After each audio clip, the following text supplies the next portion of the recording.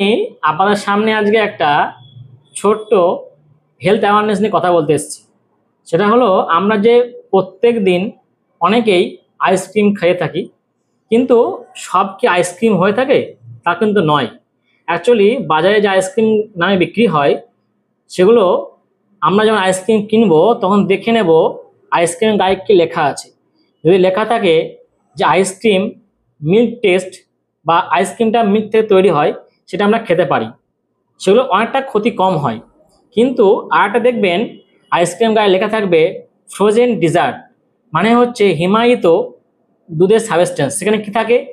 উদ্ভিজ তেল থাকবে, পাম অয়েল থাকবে, যেগুলো হচ্ছে আমাদের হেলথের জন্য খুবই ক্ষতিকারক।